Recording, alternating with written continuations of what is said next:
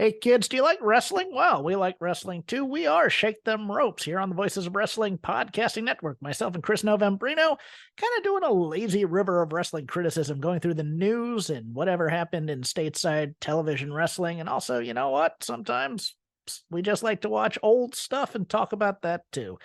Love for you to give us a listen. If you haven't already, we are Shake Them Ropes here on the Voices of Wrestling Podcasting Network. This podcast is a member of the Voices of Wrestling Podcasting Network. Visit voicesofwrestling.com to hear the rest of our great podcasts, as well as show reviews, columns, opinions, and updates across the world of wrestling.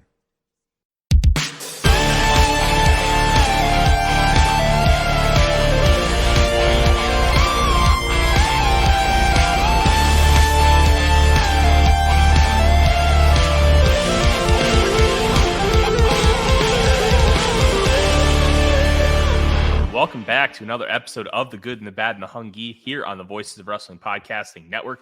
I'm your host, Tyler Fornes, and with me, as always, is my co-host, Fred Moreland, who had some fun with Zoom accounts today. How are you, sir? Oh, gotta love the just the sloppy work of, not even sloppy, just the tedious work of input of data and making accounts and shit. So I'm just great. It's wonderful. We're going to keep a episode short today because I have actual work to do for my actual job, and love that. So let's go. Yeah, absolutely. You know what else is tedious, Fred?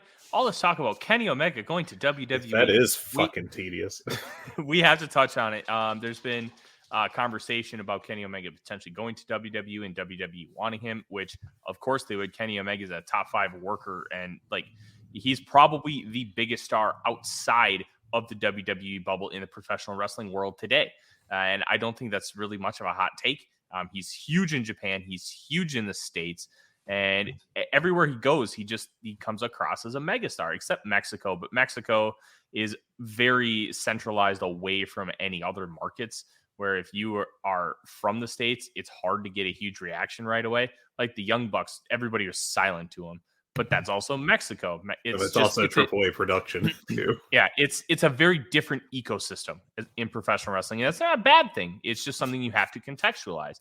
Yeah. Well, the big thing with Omega, he almost went to WWE after his New Japan contract expired at the end of 2018, beginning of 2019. But AEW came about, and that's why he ended up picking that promotion. So there's a little bit more actual meat to the bone, but it's still a bunch of malarkey. Like, I don't see Omega as the kind of guy, with especially how he views pro wrestling, to want that WWE run just because you have to go to WWE at some point in your career. I just don't see it at this point, especially with what NXT has become, because that was honestly the draw for a lot of these guys, because they still got to be pro wrestlers within that portion of WWE. Well, and also money is a pretty good reason to go to WWE. Now, Kitty's, I'm sure, doing all right financially. I don't think there's any reason to be concerned about, Tony Khan being outbid. But is it possible it'll go to WWE? Yeah, maybe. He's talked before about how it is was at least at one point appealing to him to the idea of going to WWE, where a lot more stuff would be laid out for him and there'd be a lot less stress on him to come up with stuff.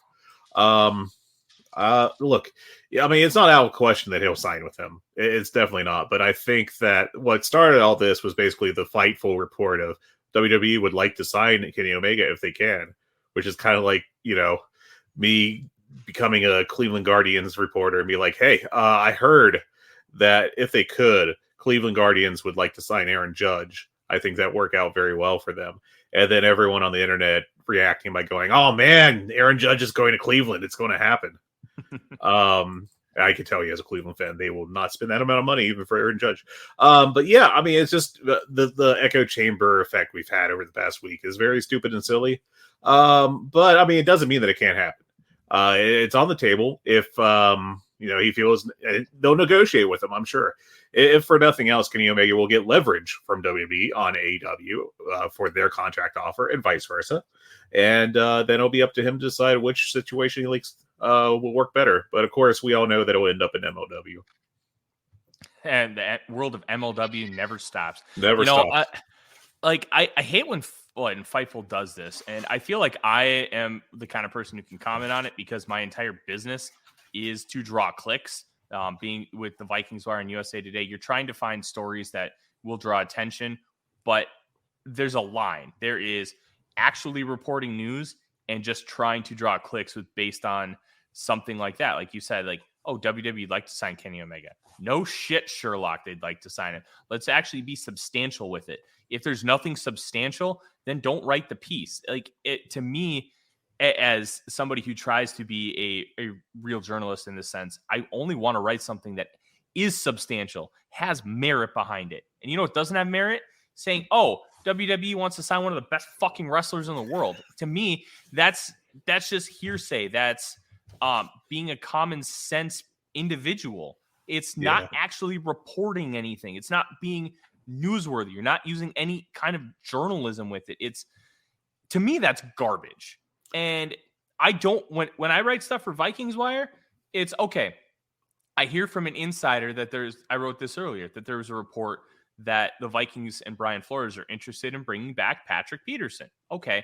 There's a little bit of substance behind it because a local legit insider is explicitly saying it, not, oh, we would like to sign him, even though it's, hey, he's under contract with another company and there's literally nothing other than hearsay. Like, I know that this person is 100% credible. I know that they've broken major news stories in this market in the past. And it makes sense for the Vikings to bring back Peterson because of how he played last year and the fact that he's going to be inexpensive. So there's a ton of things that line up, and that's why I ended up publishing the piece. Here, it's a whole bunch of malarkey, and I hate it. I think it's a bunch of crap, and I think we can all be better. Yeah, I mean, it's pretty clear that, like, Sean Ross Sapp, I'm sure did not just, like, make this up out of the ether. You know, it was just like, I'm going to sit down and say WWE wants to sign Kenny Omega if possible. I'm sure there's someone that is. And I'm not. Yeah, no, and I'm not accusing you of saying that. I'm just being clear to the listener. Content. It's not meaningful to me. No, there's not, like, where's the substance? And this isn't trying to bury Sean Ross Sapp or whoever wrote the piece. It's just the general concept, because so many sites do this. It's not a specific Fightful thing. It is not like, you'll see sites like Wrestling Inc., Wrestling News, like Cage Side Seats. They all do it. Yeah. And being that I'm in the business of it, if it's not substantial where I feel like I can actually be relaying real information to you, then I don't think it's worth it. And based on that report, I don't think it was worth it either. And it's, quite frankly, it's anytime I see that kind of stuff is disappointing. Yeah, I'm sure that it worked for what Fightful was trying to do business wise, but I don't know if they even considered the possible ramifications of just like floating not even a report, just like whatever you want to call that, and letting that snowball out of control because they didn't like get out in front of the story to like clarify to the public. So we just have had all this silly speculation. But here we are. This is what the media is. This is what we do online. Just an Ouroboros of crapping in our own mouths. Yeah, it's just one of those things. It kind of is what it is, and I hate it. But look, it also draws money. So like, there are ways you can frame the conversation where you can still draw that money and get some real substance behind it. I didn't think this was it, and to me, that's the frustrating part. But I could yell about this stuff for hours and hours because this is my career and my life. So, but let's talk about something a little bit more substantial, Fred. That is the Ring of Honor TV tapings. Ring of Honor television debuts tonight at, I believe, 7:00 Eastern on Honor Club. I'm very intrigued by this because we've heard a lot of different things from the tapings that these might be like 10-match shows. We don't even know how long they're going to be, how they're going to be structured. Is it going to be like an episode of NWA Power where you get a bunch of like 4 to 6 minute matches where, okay, you have a lot of matches, but you're not getting a lot of time? And then is it going to feel like Dark because we know it's taped in the same building and the same day? I believe it's AR Fox and Claudio Castagnoli for the Ring of Honor World title as the main event of the first show, which I think is a nice little touch. But what are we going to get from these? And I think that element is very, very intriguing because there's so many different ways it can go. But I will say, I'm willing to give Tony Khan at least 2 tapings to really figure it out before I make any kind of discernible judgment, because I think he's going to be using this first batch to really tell him what he can and cannot do and get away with. Yeah, I'm just hopeful that it'll be an actual show rather than, like a AEW Dark Elevation thing where it's just a bunch of squashes. Like, you've got to have more than that. And I'm a little pessimistic given the let me just pull up the first listing of tapings that's on Cage Match. Listen, there's going to be some spoilers here, so if you're super hepped up about this, might want to skip ahead a few minutes. But there's matches on here, like, some of them sound like they'll be competitive, like Timothy Thatcher against Wheeler Yuta for the pure title. I think that'll be good. But there's also Eddie Kingston against Ben Deho, I'm guessing, Deho, which I assume is a pun there. But, like, that's not going to be long, man. I don't think that's going to have much length behind it at all. And there's a couple other matches on this first night that kind of look like that. And I don't know. Like, I don't know. I have concerns about what Ring of Honor is going to be. And in 24 hours, we'll know what it's going to be. But fingers crossed that it delivers. That's kind of where I am right now. Yeah, I'm hoping it does too. I think we'll all be better for it if and when it does deliver, but we'll see. I'm going to keep a completely open mind with this entire thing because, look, we had questions about AEW and what Tony Khan was going to be when this company first started. Yeah. And we kept being pleasantly surprised. I mean, there were rough parts, and there still are. Nothing's perfect in this company. But compared to other bookers in this country, like, I don't think we've had a better booker over the last 20 years than Tony Khan, except for maybe stretches of ROH, Gabe Sapolsky, and Jim Cornette. I'd say those would be the only 2 real contenders for, like, this style of a really good, cohesive booking. And even then, I don't think they surpass Khan. So I think we're in a great spot for professional wrestling. And I just think we have to be patient, especially with how Khan decides he wants to continue with Ring of Honor, because he was very clear about wanting to keep the legacy of Ring of Honor and having these be really separate entities. Yeah. And look, I think if anyone gets the benefit of the doubt this, in 2023, as far as booking, it's Tony Khan. Yeah, I think he just won his 3rd Booker of the Year award from the Observer a week ago. But we'll see. Again, there's a little pessimism going around, and I have a bit of it, but I guess we'll see what happens. Absolutely. And that's pretty much it for the news. Yeah. I think we should touch on this one piece from AEW before we end up talking about Revolution, because otherwise there's really not a whole lot to talk about. Eddie Kingston quit AEW. I think this is something we need to discuss, and it wasn't aired on television. You saw the beginnings of it when it was him and Ortiz just fighting to the back, and then they kind of eliminated themselves from the Face of the Revolution ladder match. And then in a clip that aired on AEW social media, Lexi Nair was interviewing Eddie Kingston. She asked him about their brawl, and he just looked at the camera. He's like, "I quit AEW," took his stuff and left the building. And if you've been following him on social media, he's been kind of alluding to this, being really upset with the promotion, being upset with how he was booked, this, that, and the other thing. And this is kind of a culmination to it. And I think, 1, it's been brilliantly done by Kingston.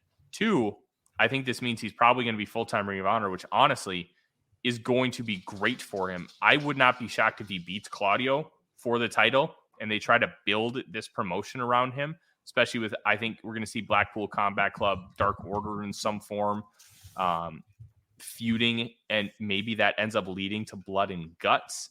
I think this could end up being very interesting. What was your take when you saw it? I think it's a good move to kind of bolster Ring of Honor with a pretty big name. I do think that the second half of 2022 for Eddie Kingston was a real bust. Like from July on, once the incident with it was Sammy Guevara, right, where they had the argument backstage that escalated into fist fight. But the second half of that year is just brutal for him. You had the little Eddie Kingston and Ortiz tag team leading into like they haven't even had a match other than being in the ladder match last night together. So I don't know. I feel like he needs a chance to reheat, and hopefully he will be able to do that in Ring of Honor. Yeah, I hope so too, because Kingston rules, and obviously there's a myriad of factors as to why his push wasn't working or didn't apex nearly as well as it should have. But those are conversations for another day, because Fred, it is time. Actually, I'm going to cut you off. Uh-oh. Because I remember just now, and I apologize that this is screwing with you live on air. But I do remember another news story we should go through, which is that last week the Wrestling Observer Newsletter Awards were announced.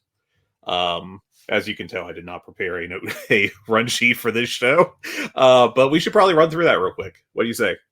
Let's do it, man. All right, I got it open right now. The MVP Wrestler of the Year, Luthez Ric Flair Award. Jon Moxley won for the second time in his career, joining a very small group of two-time winners. Harley Race, Ric Flair, Misawa, Kobashi, Jericho, Cena, Tanahashi, AJ Styles, and Kenny Omega. That is a ridiculous list, and I don't know. It'll be very interesting to watch the Jon Moxley Hall of Fame debate, I think, this year, because I think he's getting added back onto the ballot. Roman Reigns was second, Will Ospreay third. Okada and Syuri round out the top 5. Jericho, MJF, and CM Punk were all 6 through 8, and Bryan Danielson was at 10. And most outstanding, unsurprisingly and deservedly, went to Will Ospreay, who had just one of the best in-ring years of all time. Bryan Danielson second, Moxley fifth. Dax Harwood finished sixth in his personal attempt to win that award. This very sweaty grab for it. And then Takeshita at 9. Those are kind of the two big awards. I don't think either win is a big surprise. You could definitely, if you're a WWE guy, make an argument for Roman Reigns, and if you're a work rate guy, you really would have to lean on that hard for Will Ospreay, though I think that's not a bad argument. I think the AEW placements, at least, were pretty reasonable in both awards. Any thoughts, Tyler? I really have no issues with any of that. I think Jon Moxley being the MVP, I think, is perfect, especially with how much he's meant to AEW. Look at what Moxley was supposed to be doing, and then look at what he actually did. The man was supposed to take a vacation multiple times, and they ended up strapping him up again. Yep. And again. They strapped him up twice to carry the company through unfortunate circumstances, both of which were caused by CM Punk. One via injury, one via being an asshole at a press conference. And they decided to go back to Jon Moxley because he was the guy you can rely on. He's going to put the company on his back and get them through. And you know what? He did a fantastic job of doing that. And I love it. I think you have to give it to him. And then in just terms of work rate, Will Ospreay is second in none. He had 4-star matches with 20 different opponents across 7 promotions. This is an insane individual in every positive connotation. Will Ospreay is incredibly special. He is in the ring. He is a genuinely brilliant worker, and he has figured out, going from a straight flippy-do guy, just doing spot fest, learned how to sell. I mean, he had some struggles for a couple of years being way over dramatic, but he's figured it out. He's figured out his in-ring character, and he's working it to perfection. And it's not just, hey, we're going to do one match. We're going to build a story. And look at what they've done so far with Okada. Look at now what he's building with Kenny Omega. That man is going to win multiple belts at the Tokyo Dome. And he may be the first gaijin to ever win or defend a world title in New Japan history at the Tokyo Dome, or at the very minimum at Wrestle Kingdom. That is because I think Brock Lesnar did, but I don't fact check me on that. I'm not 100% sure. I know a gaijin has never won the main event of Wrestle Kingdom. And I think that is something that Ospreay is going to be the first ever to do. Yeah, I mean, he's just setting up to have a completely insane career, and kudos to him for all he accomplished this past year. Other quick ones roll fast. Tag Team of the Year, unsurprisingly, went to FTR, then the Briscoes and Young Bucks, Usos 4th, Acclaimed 5th. Not even the WWE guys could get put that much effort into voting the Usos up. Best done interviews: MJF 1, Moxley 2, CM Punk 3. Again, pretty basic. Promotion of the year went to AEW over Stardom and then WWE, which I'm not entirely sure if this is a typo, because with these tables, Dave does occasionally get typos, but I'm not sure. Dave did say that the Stardom number is supposed to be like 2,500 or 2,600. He said that was a typo because somebody asked him on Twitter and he said it's supposed to be X instead of Y. What I was wondering about is it showing WWE without a single first place vote, which I find very interesting. Interesting. Yeah, I can't say if that's true or not. I should probably check with him. Dynamite won weekly TV show of the year by a big margin over SmackDown. Match of the year went to the G1 Okada Ospreay match, right over the last FTR Briscoes match, and then the Tokyo Dome Okada Ospreay, and then the first FTR Briscoes match were the top four. So a couple of rematches there. Moxley, Canada US MVP. Darby Allin finished second in the non-heavyweight Hodge Award behind Hijo del Vikingo, and Fury won Women's Wrestling MVP over top of Bianca Belair and then Jamie Hayter. Actually, you could have combined their vote totals, and she still would have won. So good year for her. There's more. What I'm going to bring up last, because I'm kind of just reading off a fucking newsletter to you. But the most interesting thing I thought was the Best Booker Award, which Tony Khan won by 45 votes over Rossi Ogawa, with Papa H finishing third behind those two. And I thought it was very interesting that Dave Meltzer has said that he usually doesn't comment on the Best Booker Award, and then wrote a whole ass paragraph about how he thought Paul Levesque was the unquestionable, should have been the unquestioned winner of the award, which I thought was very interesting in a I think that's wrong kind of way. I think you could make the argument for him as well, but I also think that Tony Khan did a good job of steering the ship through all the injuries and drama from Brawl Out, and did about as good as anyone could. I'll point in the Forbidden Door build working out as well as it did, considering that half their roster was eaten by sharks. And I also think you can make the argument for Rossi Ogawa. Stardom certainly appears to be the number 2 promotion in Japan. I know that's kind of a meme to argue about who's in that spot, but I think that at least for him over here, it seems like they have done that, and I think he's done a good job getting that done. So, is Rossi actually the booker of Stardom? That's always the question. Is he just the placeholder? Isn't that the question with most Japanese promotions outside of New Japan? There's always seems to be a debate who's actually booking Dragon Gate. There was a whole thing about, was Nasawa booking Noah at all, that Dave kind of fell into the trap with that because of basically a scammer of sorts, sending him bad info. I don't know. He's commonly credited as it, but Rossi Ogawa is, but I don't know if he still holds that position after the purchase of the company. Yeah, either way, I know Stardom is a tremendously booked promotion, and it's really hard to argue against it. But I don't really have any issue with these, except Dave Meltzer saying that Triple H was the unquestioned booker of the year. Look, if you want to make the argument that business didn't fall based on the scandals of Vince McMahon, and you want to credit Triple H for that, I don't see how you really can credit Triple H for that, because it's WWE and they've, for the most part, remained pretty stagnant. They've had a couple peaks, couple valleys. Yeah, but it's not like their business took off. It's not like we saw a consistent 20% growth across the board they didn't even go from 1.8 million viewers on Raw on average to 2 million on a consistent level. There's been a lot up and down. And the little changes he's made haven't exactly been substantial. So I don't see a real argument that's based in good faith. And this isn't an attack on Dave Meltzer. This is just me personally opining. I just don't see an argument in good faith saying that Triple H was a better booker this year than anybody in professional wrestling. I'm willing to listen to anybody who wants to make that argument, but tell me that they did a better job than Tony Khan with a straight face and with actual data to back it up, considering that Tony Khan literally booked a show of the year with everything that you mentioned in Forbidden Door. And not only that, dealing with the politics of everything with Forbidden Door. To me, there is no argument, and it's very frustrating. Yeah, I disagree with Dave. I think that, well, part of the thing is you should consider, work over the year, and Triple H only did half the year. Also, I do see a strengths, the Sami Zayn storyline getting really hot like it did with the fan base.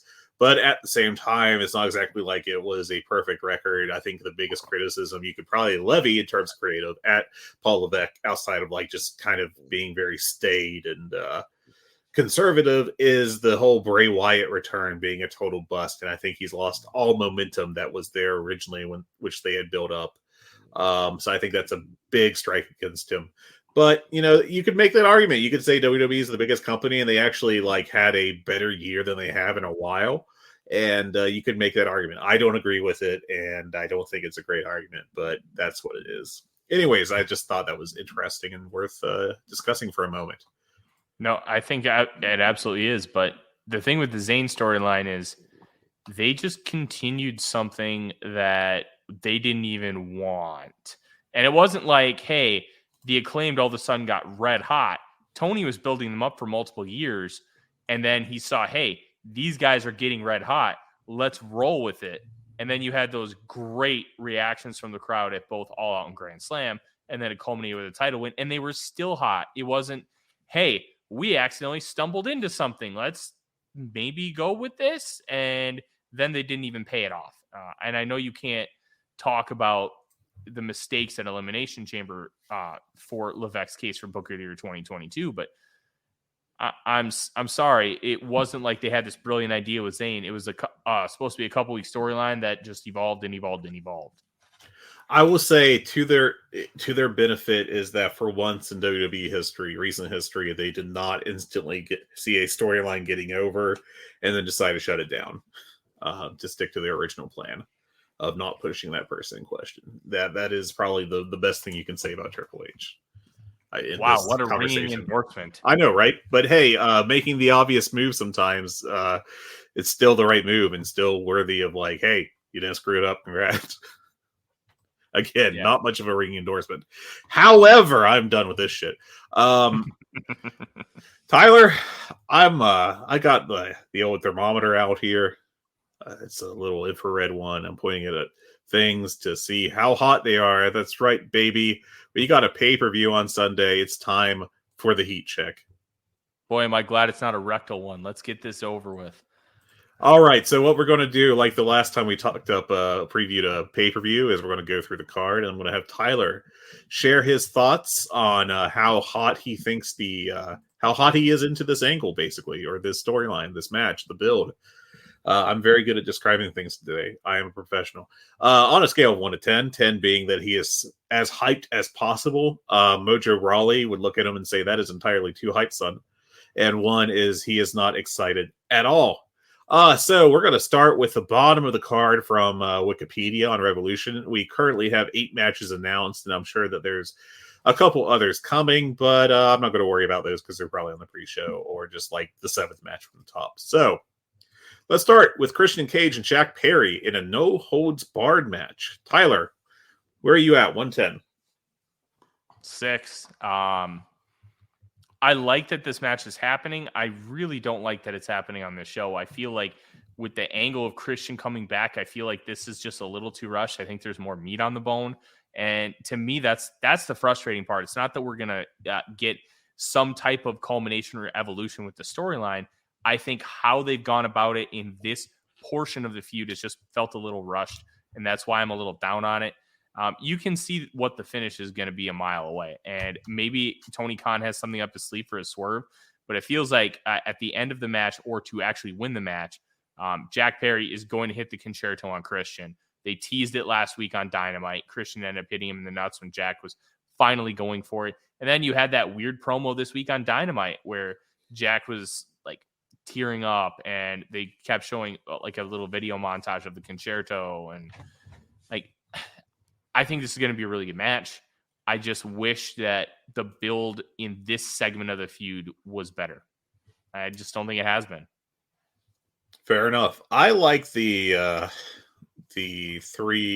past couple weeks. Once Christian came back, I think he's done a fantastic job character work wise. And I really liked his promo last night. And I think that's really carrying the feud for me. I probably would go 7 on this one. I think given all the injury layoff time with Christian and also Luchasaurus, that it's probably fine just finishing up, getting it done while he can. Because if you wait around, who knows? But I do think this is probably this might be a spot where it would be better if AEW was doing like 6 or 7 pay-per-views a year, just so they'd have something in 2 months that they could build this properly to. But this will be fine. I think it'll be a good match. I think it'll be a good match too, but I just wish they would have done a little bit more.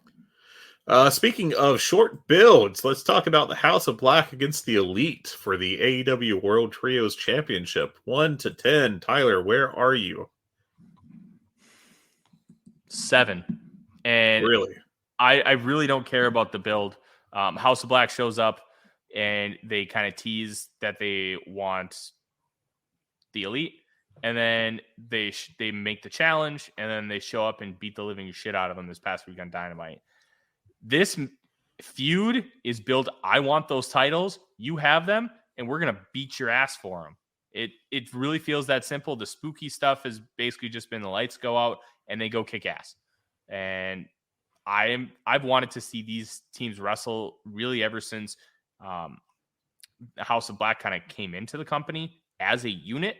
And then once we got these trios belts, this is one of the feuds that I earlined and underlined and circled, or however you want to identify it. This is one I want to see. I want to see Aleister Black get in there with Kenny Omega. I want to see like Kenny Omega light Buddy Matthews go in there with Omega. I want to see them what the Young Bucks can do with a huge base like Brody King and vice versa. I think this is going to be a tremendous match. Like the floor on this match is 4.25. The ceiling is limitless, and I want to see what these guys can do. And if they're given 20 to 40 minutes, I'm guessing they're probably going to get like 22 minutes. Like I think these guys can have a hell of a match. And to me, like this is the epitome of what AEW started to be, right? Hey, we're going to go in there and we're going to have great wrestling. This feels like an opener to kick off a show and hopefully project that out to be red freaking hot. And I can't wait. Yeah, I think it should be a fantastic match, but I'm a lower on the build just because it's been over like the past 2 or 3 weeks with just very short angles, nothing to really heat it up too much, especially with Rampage. Those segments just being like, they're spooky bullshit with the lights. It's never Sabu. Yeah, I'm not super into the build, but it is going to be a great match, and I think it'll definitely deliver.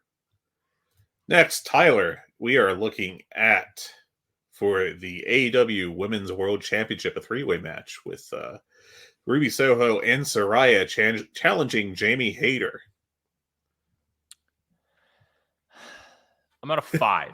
Okay. And let me kind of walk you through this, because in reality, I don't think this has been greatly built. But my intrigue for this match is in 3 phases. One, I love watching Jamie Hayter work. I think she's tremendous.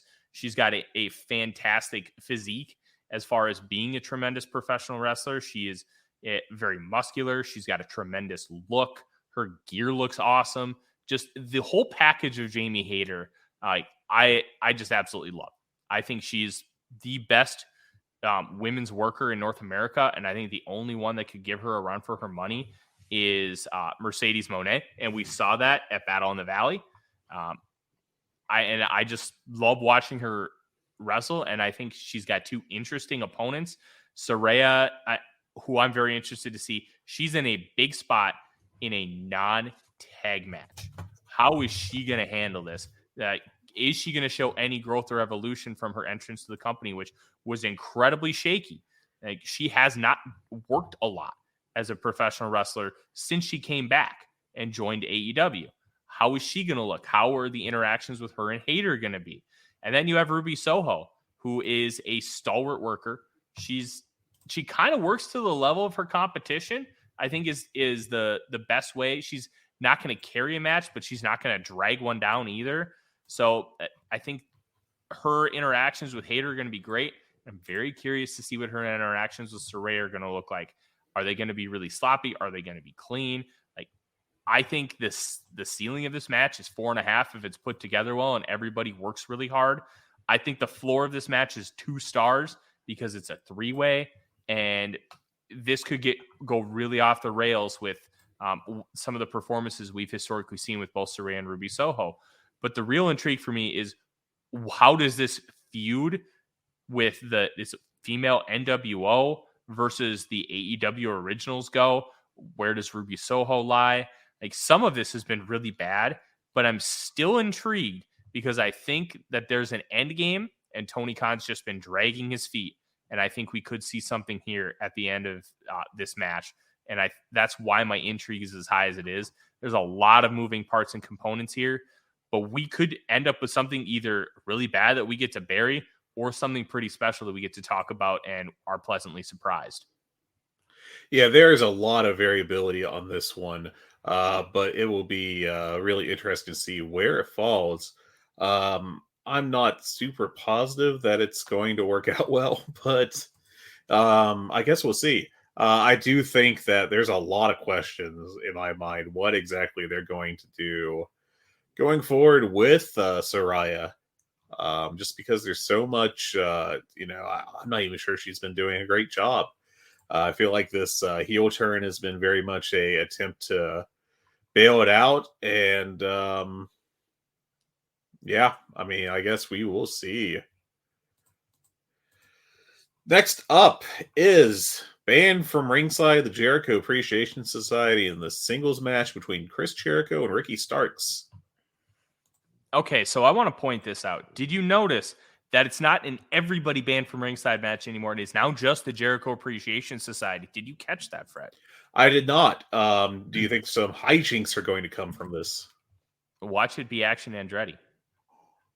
Because he's been the only other constant in this feud. And it being a 2-on-5 feud is kind of weird. Just you would think Ricky Starks would have more people with him, or they would try to loop some other people in, and they just haven't. So to me, it kind of signals that we could get some hijinks here, and I'm very intrigued to see what happens. As far as the match, I'm probably at like an 8. I really want to see Ricky Starks have this huge spot with Chris Jericho on a pay-per-view.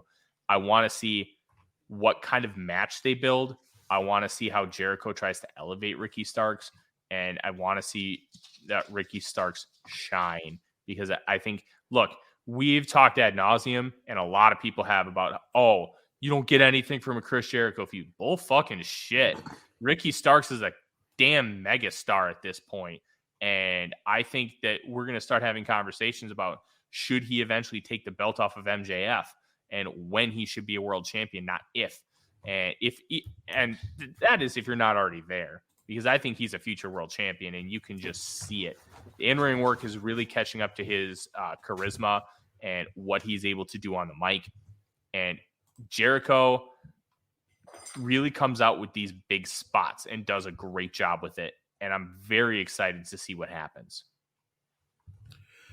Yeah, I'm pretty excited for this one too. I actually have liked the build for the most part. I like that the segment from last week's Dynamite a good bit, especially with the way Stark sold it at the end. I think that really made it. But yeah, I like this, and I think it should be a good match if Jericho's in good shape, because it does seem like he's, look, I feel weird saying this, but I think he's fluctuating a bit in terms of just how in shape he is recently. But if his physical condition is perfect, or as perfect as it can be at this point in his career, he should have a very good match with Ricky Starks, and I think it'll be a lot of fun. At the very least, it's going to be chaotic and it's going to be engaging. The wrestling may not be like perfect. I mean, Jericho's 53. There's only a certain level that you can truly expect from him. But if they build it based on a really good story, kind of like how like Cody and Dustin, that was a traditional old school wrestling match with a lot of story intertwined. They built something like that. I mean, I'm not going to say it's going to be that, because that was just different real life brothers, and they were kind of culminating a feud that they didn't get to in WWE. But if they can build a story type territory match, this could be great. Yeah, it could be a lot of fun, and I hope it is.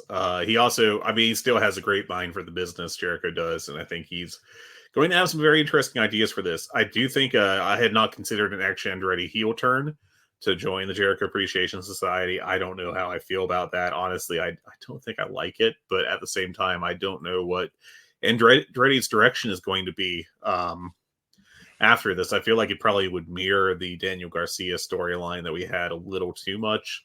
But it could be interesting. Our next match is for the TNT Championship. It's between the challenger Wardlow against the champion Samoa Joe. Oh man, I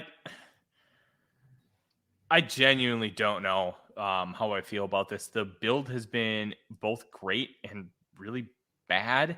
I'm going to put this at a 6. Wardlow has cooled off considerably over the past 6 months. He still gets great reactions. That's the thing I always think. Maybe that's just with me. I think his cycle of what he's been doing on shows and then coming back. I did like how they built up this match with the hair piece and him talking about his dad and why he was growing it out. I thought that added a lot of juice. We talked about that on this show, and I think I was way more into that than you were. Because I think you thought it was really clunky, which I totally understand as well. No, I actually like that promo quite a bit. I just thought that the first half of the segment with Jim Ross was kind of meh. But yeah, I mean, I liked the once he started firing up, Wardlow, I thought did a really good job in that promo. Yeah, I thought he did too. I'm very intrigued to see where this goes. But we have Powerhouse Hobbs that's going to challenge for the ROH TV title on next week's Dynamite, which to me signals that Samoa Joe may lose both belts. It could also be the continuation of his dominance. I'm very intrigued to see the direction. I don't currently see what the direction is right now because it could go about 5 different ways.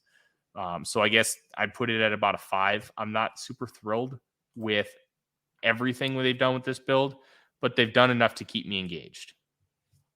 Yeah, I think it's been a decent enough build, but I think at the same time, like, this could be a really fun match. Joe can still go. Granted, it helped that it was Darby Allin trying to kill himself opposite him. But I think in general, it was a good performance. And yeah, I think this could be a lot of fun.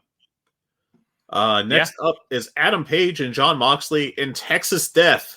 They don't even say it's a match. They're just saying Texas Death. Oh, 10. Sorry, 9.9, because I am not as excited about this match as I was about Kenny Omega and Will Ospreay. But okay, fair enough. How can you not be thrilled with this match? The build has been excellent. They took an oopsie where Adam Page got legit knocked out and concussed, and they turned it into a great story. That promo by Jon Moxley, where he's bleeding buckets oh my God. in that stairwell, was phenomenal. And then you just have the camera pan down, and you see the pools of blood as he's screaming into the camera and basically saying, you know what? You're a great wrestler. You're a good guy, but you aren't a psychopath like me. And you don't go to that. Like, we talk about Edge going to that place. That place, yeah, because he gets his goofy looks and all that crap. Mm-hmm. Moxley goes to that place. But that place is, I'm going to fucking murder you. And there is no memeing about it. It's just Moxley's a cold-blooded killer. And I think you may be over representing just how spectacular that murder would be. It would be incredible. It would be Saw-like, very creative, very gory.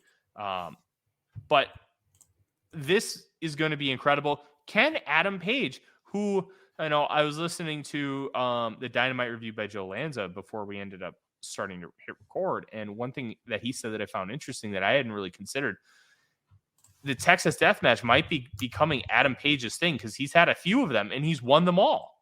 Yep. So it is Moxley setting himself up to lose in a match that I believe the only other Texas Deathmatch that Moxley has been in AEW was with Lance Archer, and he lost. That's right. Now, he beat Lance Archer in 2020 in the Tokyo Dome at Wrestle Kingdom 14, but he lost the rematch in All Elite Wrestling for that IWGP US title. So I'm very intrigued to see what happens here. All I know is this. Presumably earlier in the night, we're going to have Christian Cage and Jungle Boy in a hardcore match. This is going to be a death match. I wouldn't be shocked if we see panes of glass, doors. Like, we're going to see all kinds of weird things with barbed wire. We could see a homicidal fork. This is going to be bloody. It's going to be gory, and it's going to be great. This could be a 5-star death match, but I would expect it to at least come in a 4.25. Yeah, I'm very much looking forward to it, and it should be a great match. That leaves us with 2 more. First of all, the 4-way for the AEW World Tag Team Championship. The challengers are the Acclaim, Jay Lethal and Jeff Jarrett, and Orange Cassidy and Danhausen against the Guns, Austin and Colton, who are the champions, of course. How hyped are you for this, Mr. Tyler? Oh, I don't know. Listen, I'll be at a 10 hyped if we get Jeff Jarrett winning a tag team title in AEW, because I think that's the direction you need to go here. But I'd probably put it myself at a 3. I genuinely don't care, Fred, about this match, other than I want to see Jeff Jarrett and Jay Lethal win these belts and give a fresh element to this tag team division. And maybe they end up being the ones to surrender the belts to a team like Top Flight. And you're putting over a young tag team that you can make into big stars. I think the writing was on the wall the second you showed Orange Cassidy and Danhausen in the back. I thought it was really cool how they got there as far as in the tag team battle royal, which honestly wasn't that great anyways. But I did think it was cool that, one, you're getting Danhausen on the show, which is just fun. And he's been booked so incredibly well in this company. It's hard to book comedy wrestlers really well. And Tony Khan's done a great job with Danhausen. He's super over. Orange Cassidy is super over. And I think this match needed that element more than anything. I was very disappointed Aussie Open isn't on this card, but that could change. We did see, I can't remember what those geeks are called. The Varsity Athletes. Yeah, the Varsity Athletes and the Lucha Brothers, they kind of set something up. Maybe that's a pre-show squash. Perhaps. But I would really like to see Aussie Open versus the Lucha Brothers to finish off the buy-in to really try to sell this pay-per-view. We're not going to get that, but that was my hope. Yeah. And I got to say, man, Aussie Open needs to avoid these damn tag team battle royals because they were dumped from both of them like nothing. Not a great look for them. They gotta make sure they're getting booked well because that was not what they got out of this one. Yeah, I'm very intrigued. And finally, our main event is Bryan Danielson's. I can't talk. Bryan Danielson as the challenger against MJF for the AEW World Championship in a 60-minute Iron Man match. 9.5. This is a match that Bryan Danielson has historically been successful in. And this is a match you just know wrestling nerd MJF is thrilled to be a part of. I wonder how they're going to finish this match and what kind of shenanigans MJF is going to pull off to win this match. I've thought that he's going to do the Brock Lesnar thing when he wrestled Kurt Angle in that Iron Man match on SmackDown in 2003, where he grabs the chair and just clocks him over the head and hits him a bunch, gets the 1 DQ, and then he gets 2 quick pinfalls out of it. I think that could be a really interesting way to kind of help get them out of, hey, you don't want to make Bryan Danielson look weak because this is really his match, but you don't want to take the belt off MJF. I'd say there's about a 5% chance you get Bryan Danielson winning this belt because I think they're trying to build an MJF 10-pole reign. But I could also see Tony Khan being like, you know what? MJF is going to have his time, and we need to go in a different direction for right now. I'm really intrigued to see the conclusion of this match and how they set it up, because that's going to speak volumes about how good of a booker Tony Khan is. Like, as far as continuing on, because we've talked about some of the issues we've had with his booking, how there's been some lack of connective tissue, how there's been some lack of creativity, him going back to the well too many times with some basic concepts. I mean, every booker does that. They have the things that they really like. WWE is, let's just do a ladder match. But right. If like Tony Khan has only been a booker for about 4 years now, at a certain point, everybody gets booker fatigue. Is Tony Khan starting to get into that booker fatigue with some of the things we've talked about? Or is he going to have a really creative finish to set this apart and have a satisfying conclusion with MJF still retaining the title and Bryan Danielson not looking like a geek? That to me is going to really tell us a lot about Tony Khan as a booker. And also, don't forget that it's not like just entirely up to him to have such a creative finish. I'm sure that with Bryan Danielson in particular, but also MJF, who's a creative guy there, that they'll be able to come up with a pretty good finish. So that should be very interesting. There's your card. I don't know. I'm looking forward to it. I think it'll be a good show. I may not get to watch it till Monday. Tyler will have to have a little chit chat off air about if we're going to do a special show for this one or not, or if I'm going to be too busy. But yeah, I'm looking forward to this show, and I think it should be it's lining up to be a really great one. Yeah, it really is. I'm very excited for this show. This is probably the least excited I've been for an AEW pay-per-view in some time, but I'm still excited for it just because I think there are only 4 pay-per-views. I feel like Revolution is going to be the one that traditionally is going to have the weakest cards, just with how everything sets up, how long it's going to take to get from Full Gear to Revolution, because I think it's 18 Dynamites, and then you have Winter is Coming, and then you have another big Dynamite show in between, and then you're obviously coming up to the summer where you're going to have Double or Nothing. And then we believe Forbidden Door 2, that is unconfirmed, but we've seen something floating around that says Saturday, June 24th. How true is that going to end up? I'm still intrigued for the show, but we'll see how it lands, because I think there's a possibility that this could be one of the early AEW pay-per-views that just falls flat.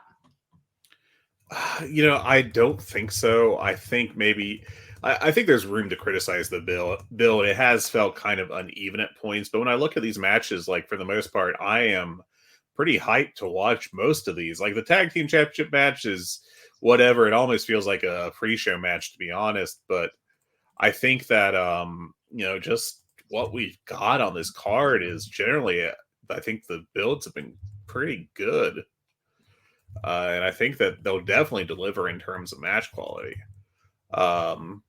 So I don't know. I am looking forward to it. I think it should be fun.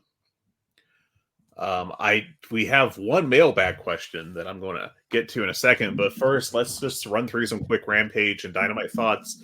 I thought Rampage was actually pretty damn good last week, especially by current Rampage standards. I really liked that Aussie Open Young Bucks tag match. I can't remember the last Rampage match that I liked that much. I think I ended up going 4 1/4 on it.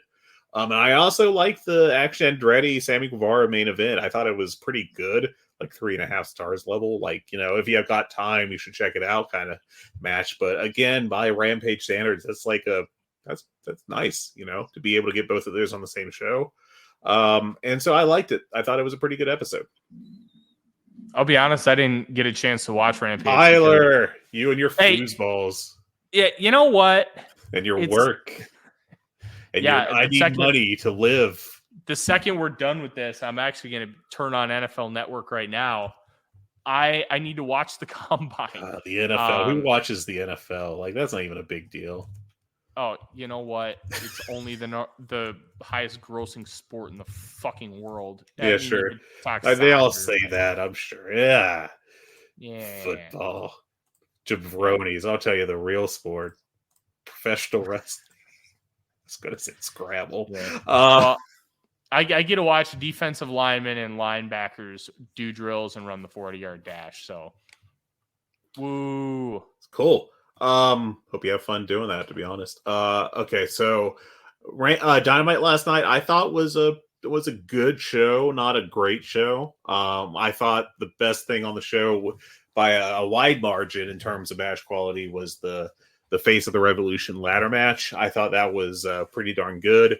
I think I ended up going 4.5 on it. Thought about just going 4.25. Maybe I should have. But like Commander got himself a chance to show out on national TV and really only did 2 spots, but they were 2 insane spots. Eddie Kingston and Ortiz win the Work Smarter, Not Harder awards of the week. Avoiding having to really do anything in the ladder match, which, hey, as a 38-year-old with a shitty body, I appreciate that. The Togi Makabe Award. Hell yeah, man. I like that. But yeah, and like Andretti, I thought looked really good. Guevara looked good. Takeshita, man, I think they did a really nice job of continuing to build the Takeshita. Like he's this close, and Don Callis thing. He's coming back into the orbit, and I guess they're going to really kickstart that angle after the pay-per-view, which I think could be a really good angle because Don Callis is a great performer, and Takeshita is a fantastic professional wrestler and has got more than his fair share of personality, too. And of course, Powerhouse Hobbs ended up winning in his hometown, setting up a match with either Wardlow or Joe next week, I think it is. I thought that was the highlight of the show. As far as promos, Moxley's was amazing. That's one of the best promos of the year right there. And I really like Brandon Danielson's too. I know that they plan to bleep out what he said, but they're also aware that it's going to be on the Fight service, Fight TV, and that's going to get up on Twitter like instantly, which it did. And so I really like that segment too. I wish I could have heard Adam Page's promo. Just a total cell phone there with like poor audio quality. Any other thoughts on that show? It was fine. I don't know. Everything I kind of wanted to say about the show, I kind of already did. I will say that you sent me an interesting tweet from Eddie Kingston where he just says 1099 independent contractor. Man, he's leaning today. He's leaning into this bit hard, and I'm excited to see where it goes. Good, very good Twitter presence. The old work is the new work, baby. That's right. Yeah, I just look forward to just like grumpy Eddie Kingston. Like maybe we'll get a tweet from like the catering sucks anyway. Just I don't know. Like for some reason, the idea of that like just cracks me up. But yeah, I Eddie Kingston's a great character, and I really do hope they get him back on track because I felt like he was really building to be like a top of the card kind of guy, and then the wheels came off over the last half year, basically. Let's see. Oh, one more news item that I just saw from the Super J Cast. They of course, friends of ours on the Voices of Wrestling network.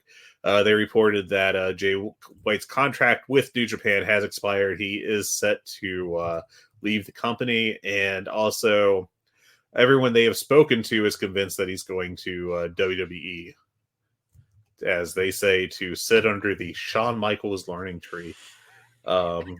Just the stupidest memes that would get made up in wrestling, man. But yeah, I love Joel. Joel is one Joel's of the great, nicest man. guys. That was not a diss on Joel, to be clear. I just meant like, I know he's everything so in general. He's so brilliant. So I think that's interesting that everybody's convinced he's going to WWE. I also wouldn't be shocked if he just shows up in AEW, which I think would also be weird considering how he left New Japan because everything is canonical. It feels like WWE ends up being the place. And quite frankly, what a fucking waste. Just so disappointing we never got a Jay White babyface run where I really thought he was going to be fully unlocked. Well, maybe he'll get to go surfing with Shinsuke, Hey, you know what? Good for him. He gets to make a lot of money and not do a lot of work. And, Go for the Togi Makabe award again. Okay, our last piece of business for the day, I do believe. I haven't checked the Discord yet today, but we do have an email question from Matthew. And he said, "Hello, gentlemen," which I feel like is a real upgrade on us. Plus, we're stealing someone's gimmick. We got Jesse Collins coming in with a gentleman's wrestling podcast. We can't be gentlemen. I mean, look at Tyler. Shit. Do you have any? Do you have any thoughts or memories on Brock Lesnar's 2004 outing as a Minnesota Viking? Thank you for your time, Matt! Exclamation point. I will be honest. I do. Yeah. I remember following that because my entrance to professional wrestling was that aforementioned Lesnar Angle Iron Man match. And it was either the week before or the week after the Eddie Guerrero John Cena parking lot brawl, like Paul Heyman era SmackDown. That was my intro to pro wrestling. So Brock Lesnar was obviously a larger than life individual in the Twin Cities because he was a phenomenal amateur wrestler, won a national title for the University of Minnesota. And Lesnar was different. Having really not played football since his senior year of high school, and we're talking like a 7-year gap, he goes in and was the last cut of the Minnesota Vikings. They wanted to put him on the practice squad. He ended up saying no to that, and Lesnar could have been really, really good at That's a big football. what if right there.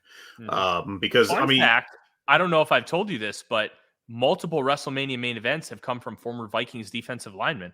Brock Lesnar versus Roman Reigns, baby. That's right. That is very correct. The 0 of them have come from Omos, but I do think I remember him being in Madden, like Madden for that year as like a 60 rated player because he, was not expected to make the roster at all. I don't even think they had like an actual photo of him. They just had like the generic player pick. I think you can go back and edit his stats up to be great. But I mean, it is a very intriguing, like what would a whole lot of different things have been like if he decided to actually commit himself to professional wrestling and, professional football. Words are hard as is thinking. And like actually like became good at that. Like, not only would that affect possibly going back to WWE or not, but also to UFC. That's a big what if right there if UFC never got him, because for a while he was a huge star and you could make an argument that at his peak he was the best heavyweight of all time, I think. Fedor did a lot more for a lot longer, but in terms of just peak, because Brock was facing like top tier guys every time out until his guts rotted away. But Lesnar never fought anywhere close to 100% because of the diverticulitis. Yeah, that really affected his career real bad. But like they built, I think, a lot of UFC 100 around him, and that was a massive gate. And he just did a bunch of business. In fact, if you have not seen it, I strongly recommend looking up his post-win promo when he first won the UFC Heavyweight Championship. One of the all-time great, just like I'm going off script and I don't care things I've ever seen, especially because I think it was Coors Light that was the sponsor for UFC at the time, and he just buries it as part of his promo. Great stuff. Yeah, Lesnar was special, man. He really, really was. And I mean, he still kind of is the thing, but like I just, it is kind of sad what like the past 4 years or whatever have done to his career, where he's just like in this really bland spot with WWE, and like Brock Lesnar should be anything but bland. No, I agree 100%. I would love to see him come to AEW and just do some Haas matches. Oh, just imagine the online discourse. Oh my gosh, I'd love it. People think Chris Jericho doesn't put anyone over. Brock will put you over if he's getting paid enough money and it makes sense. Oh yeah, he will. Yeah, but he's not losing to Fuego del Sol. No, he'll probably lose to Powerhouse Hobbs. You would probably Kenny Omega. You'd approach him to like put over, like make Peter Avalon look strong for half a match. He'd probably be like, "Are you fucking kidding me? No, not a chance." Anyways, that's it for me on the show. I don't think we got anything else to discuss today. I don't think so either. I've got a dog that wants to play with his little burger toy, as Fred has already seen me throw. But it's not a euphemism. No, it is literally a toy, stuffed toy that it looks like a burger. You can find me on Twitter at @TheRealForno and all my work at the Vikings Wire, which you can find both on Twitter and on the website VikingsWire.com. You can find Fred on Twitter at Flagrant Wrestling, and that is with an R, not a W. Wrestling, like the Southern Territory. And then you can find us if you are listening on the Voice of Wrestling podcast feed. Thank you very much. Please support us by subscribing to our own. You can just search the good, the bad, and the Hungee. And you can find us on Discord or send us an email at hungeepod@gmail.com. We will answer any and all questions on the show, just like we did for Matthew earlier today about Brock Lesnar. Thank you all for listening very much. Next week, we may have a bonus show, as Fred alluded to earlier, talking about just this pay-per-view, and then we'll go into kind of the show after Revolution to talk about what the future of this company is going to be coming out of the show. Until then, have yourselves a wonderful day. Go watch the Underwear Olympics like I'm starting to right now. And Skol Vikings. Rest in peace, Wayne Shorter.